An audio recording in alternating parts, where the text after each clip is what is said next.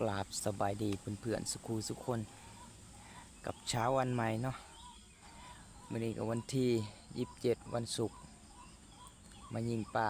ก่อไผ่คือเก่าเพื่อนๆมาลุ้นกันว่าสีได้หรือสีแหวว่าปลายังสิเข้ามาเนาะเมื่อวานนี้ปลาโซโดเข้ามาไกลๆยิงบ่ทันพี่น้องแต่โตบ่ใหญ่ประมาณโลครึ่งได้อ่ะมาลุ้นกันเพื่อนวันศุกร์วันที่27ไปลุยเลยมา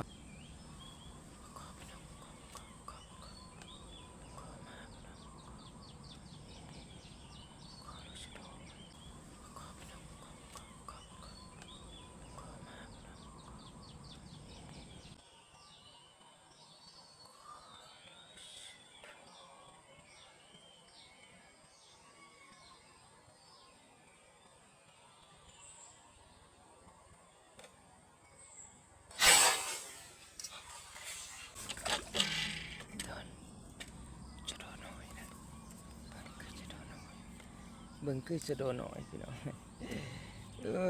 ยิงคิดอุปคอนายเด้จริงแล้วก็บ่อยากยิงดอกพี่น้องไปกลับบ้านพอละเหลือตัวเดียวได้พอกินบ่ได้อิหยังมากมายสะโดหน่อยบ่แม่นปลาคอเด้อเพื่อนตอนแรกคิดว่าปลาคอได้ลอยมาปลาหน่อยแต่ตัวคิดว่าต้น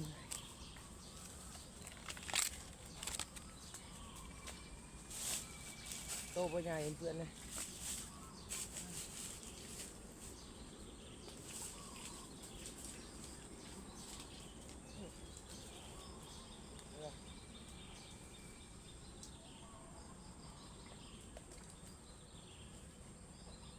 ไปกลับบ้านวันศุกร์วัน